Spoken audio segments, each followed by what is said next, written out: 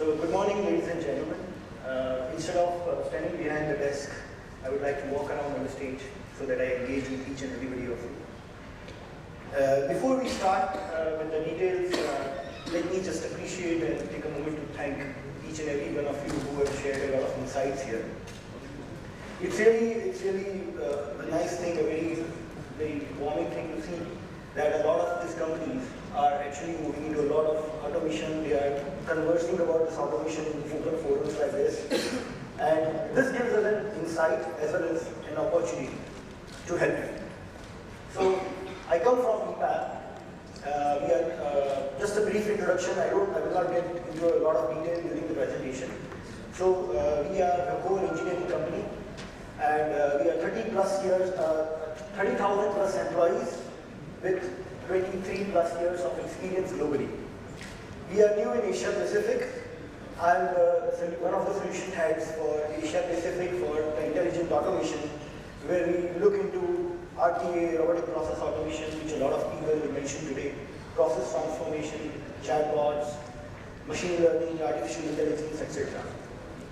So today, what we will look at, a lot of you have already moved into RPA, robotic process automation, or you are still analyzing it, testing waters. Today, I will help you to take a step further and to plan your journey for the future digital transformation. So, before we start, this is a very strong slide. What is the difference between RPA, robotic automation, and cognitive automation? So basically, whatever you do by handwork, where you don't use your mind a lot, it's a rule-based thing. In layman terms, this is called RPA, or robotic process automation. I'm sure everybody is aware. And whatever requires human intelligence, human judgment, the cognitive side of decision making comes into cognitive automation or intelligent automation. That's where we are. So now let's say your company or organization has already started thinking about cognitive automation, and you're thinking where to begin, where should I move forward. For that, let's say most of the companies are, in India at least, are today somewhere in between this, or in between this. So let's say you started checking RPA, whether RPA is right for me or not, which tool is right for me, which process is right for me. So that is where you are still testing waters for RPA, doing POCs, etc. Let's say you evolve a little and you have tested the waters and you found that it's very good, it's for us. So now you are evolving into RPA and you are thinking, did we choose the right process the first time? What all processes can we choose? How can we deliver better quality? How can we deliver faster? So that is where you are evolving. And once you have exhausted that, then you are going to the cognitive part of it. That whether can I maximize RPA by leveraging cognitive component to it. So most of the organizations usually move in this flow with higher business impact as and when they move forward. So let's say you are already evolving and you are trying to answer the question where should I move. So the key aspects where your organization actually wants to move from evolution all the way to cognitive part is when you have already maximized your RPA gains and you are now looking beyond RPA. Now you have maximized through process transformation, you have maximized through RPA, and now you want to also engage the cognitive component of it. You have processes that are continuously changing, which I'm sure India is a very good example of Indian organizations, where the processes are continuously changing, very dynamic, the time to market is very fast. Those kind of processes, then you need to go for cognitive. And most important thing, over and above the other steps, you have a business case where you are processing thousands of documents, you have a process where you are handling multitude of unstructured data. There you can go for cognitive automation. Okay, let's, EPAM believes in enabling their partners. So what we do is, we do workshops where we actually work with the organizations and help them identify their processes. So let's say our processes are based on simple rules. complex rules or cognitive rules. And you have digital, semi-structured or unstructured data. But you don't know where to start, what is the right tool for you, or maybe you need some help with that process. So what we do is, let's say you have simple rules and everything is digital, then of course it's a no-brainer, you have RPA there. Or traditional IT automation using APIs or some linkages. Let's say now you move forward and you have complex rules which you want to handle, and your data is all unstructured in the form of paper documents, scanned documents, some email communication which has no structure, or some photo imaging where you want to get some value out of it. At that point of time, you start using vision technology, computer vision technology, combined with machine learning and leveraging RPA to do the end-to-end execution. Let's say that the data gets more unstructured, then of course there is one more solution which is chatbots. So if it is simple piece of tasks, you use chatbots to do the communication and you do RPA to do the execution. Let's say the rules get more complex, then you include one more machine learning cognitive component to it. So this is how you solve your problems. And the last one, which is highly sophisticated right now, is where you go for a virtual assistant. This virtual assistant is basically the next step of evolution where, over and above the machine learning, you also want the bot to self-train and to execute tasks which have not been even configured. So this is where we go for virtual assistant, or finally, if nothing can be done, you have to rely on human. So what EPAM does is, we actually help organizations to identify what they should do now, what they can do next, and what they can investigate next in the future in this ever-changing digital transformation journey.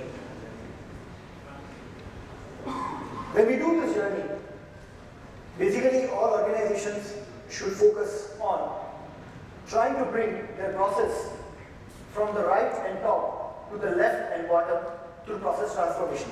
So I remember one key point raised by Mr. Banerjee, that they tried process transformation. I'm sure everybody did.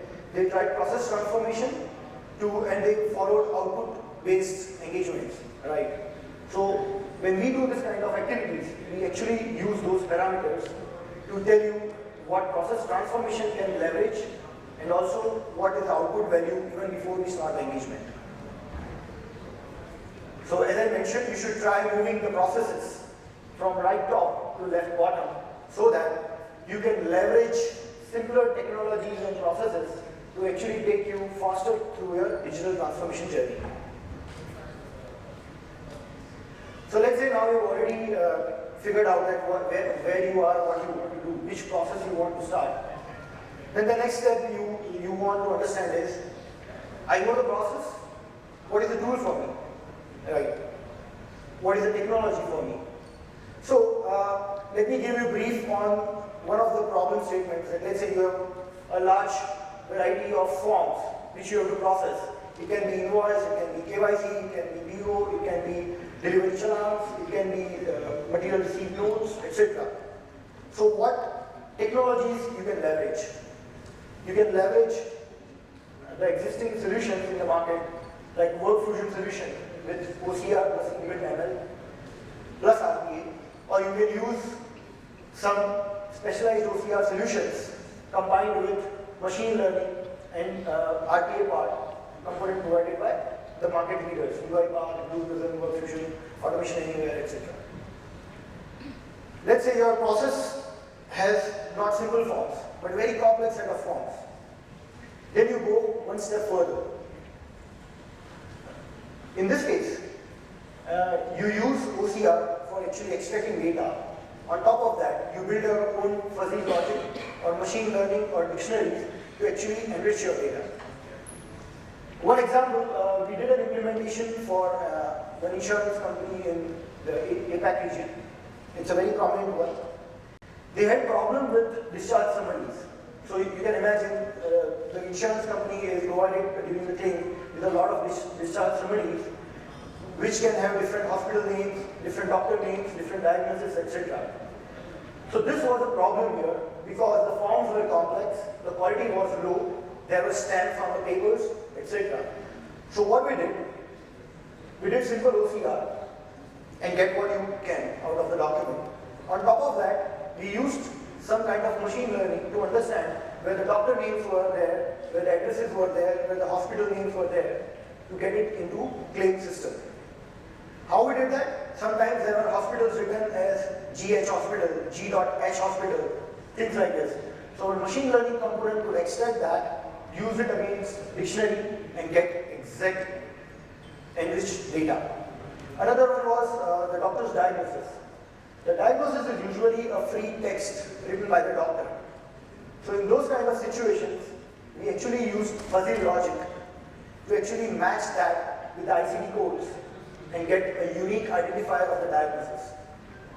I would say the machine learning component was not 100%, but at least we raised accuracy from 40 to 60 to 80% and brought down. And the human component, which actually had to validate this, we changed from the doctor or an expert to a normal layman who can actually just read the form and fill in the last 20% of the data. So we actually removed the dependency from a doctor or an expert to a simple data entry person and actually improved the efficiency as well as the cost effectiveness of this process.